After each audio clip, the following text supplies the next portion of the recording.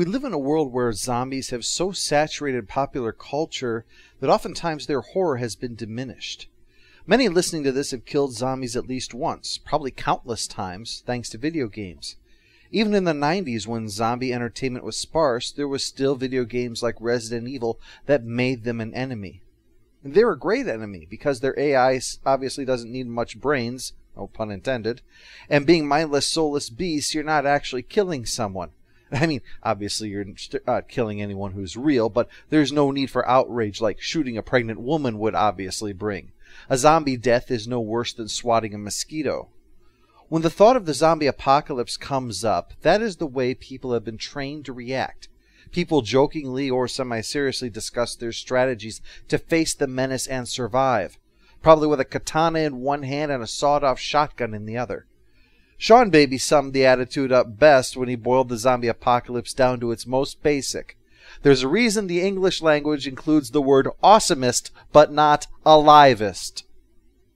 In the fiction where this happens, though, there is no cultural antibody that makes you aware of the threat you face, familiar with its nature, and so at least minimally prepared to face it.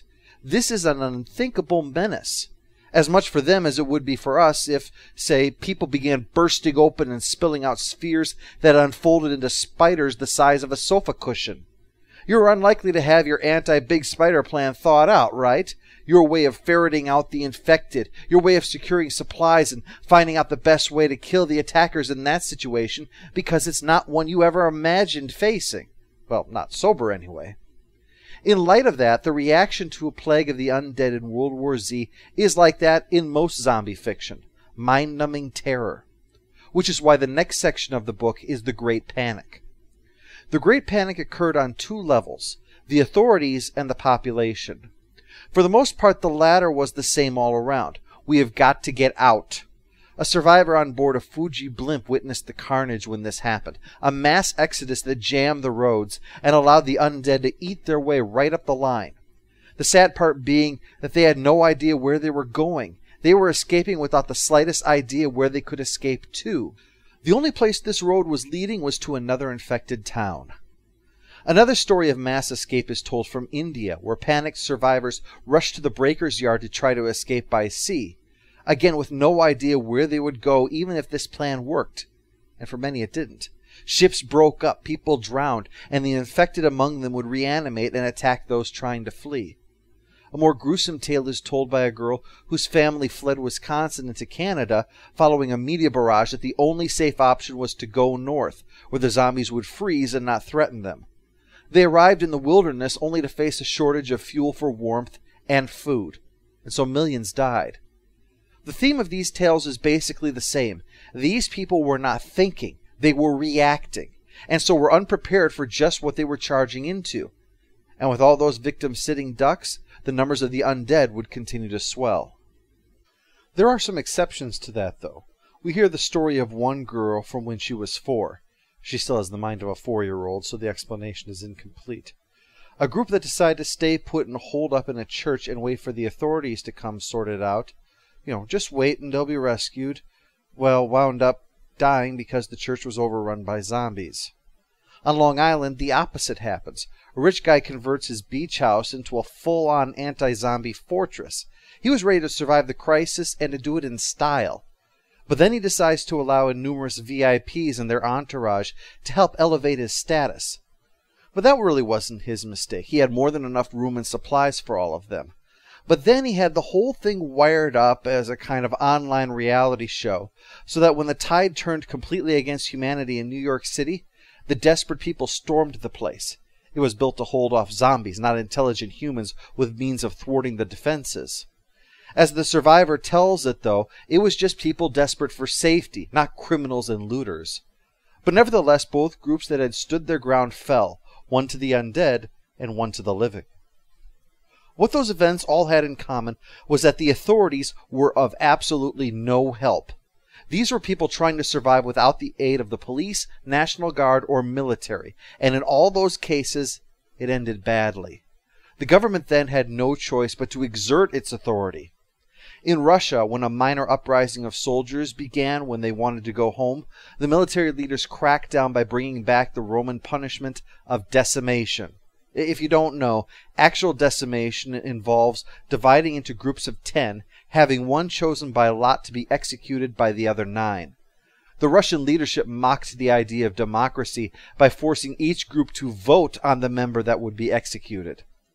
This isn't unheard of, by the way. Antony Beevor stated that one Soviet general in World War II would practice decimation on groups of deserters, although he shot them in the heads and just kept doing it until his pistol ran dry.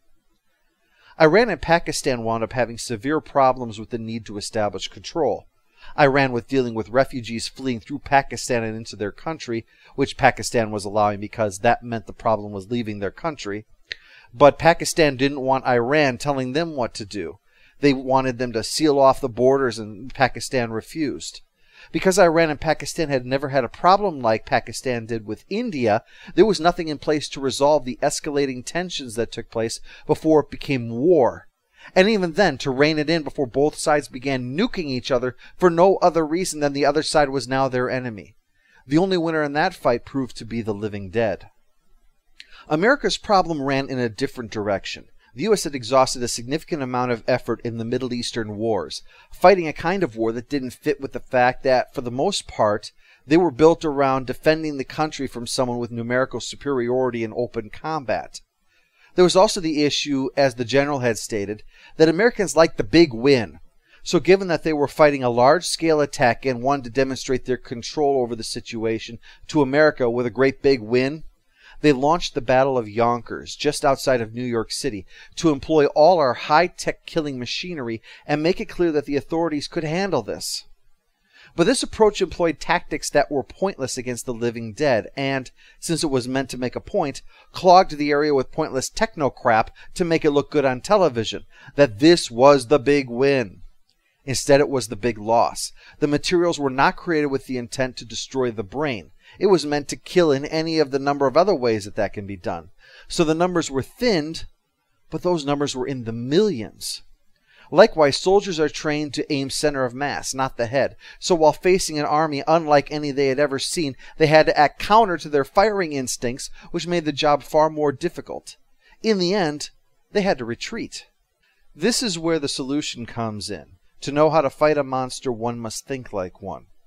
Paul Rediker of South Africa, an apartheid member responsible for a plan called Orange 84, which basically was meant to deal with a black South African uprising, determined the best way to save the white population was to abandon some of the white population to their fate. One could simply not realistically save them all, he said. So he determined exactly who could come and who would have to be left behind.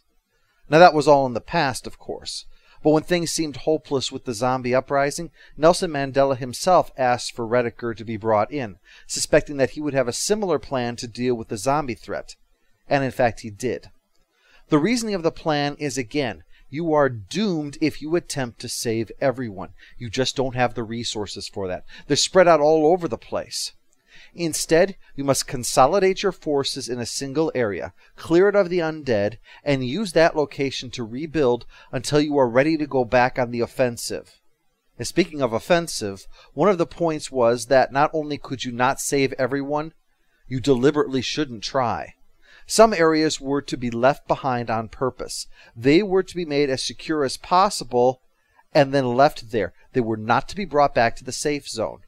The reason for this was that everywhere the refugees went, the zombies followed. We've seen that on the road to nowhere, to the Breaker Yard, to the Great White North, in those fleeing New York City through Yonkers. If everyone flees, the zombies will be throwing themselves against the defenses of the safe zones that aren't going to be strong enough to repel their attack. Instead, those groups are left behind, drawing the zombies back the other direction. Now that's horrifying. But it was the only means anyone could think of to launch an organized plot to deal with the undead.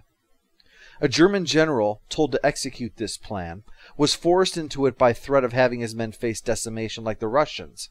In the Ukraine, the masses fleeing Kiev that risked bringing the infection into the safe zone are met with chemical weapons. And in India, a mountain pass is destroyed to stop the dead from coming through, thanks to a brave general who sets the charges off by hand, lest some foolish general drop an atomic weapon on them that would actually make things easier for the dead to come through.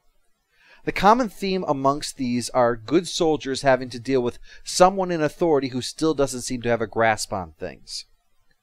The Great Panic is the name of this chapter, not just because it describes people freaking out over this, but to show that what went wrong in every single case was fear. Fear was the enemy that drove people to leave with no idea where they were going, or no idea how to survive once they got there. It drove governments to take hardline stances with their forces and with each other. It was part of the decisions of those in charge. Better to murder thousands upon thousands than to risk allowing further spreading of the infection. One of the biggest advantages a human has over the living dead is the ability to reason, but fear robs them of that ability. Perhaps the best example was the nuclear exchange, completely devoid of thought. Yet the plan that would save them would be concocted by a man whose philosophy was to reject all emotion and employ only reason.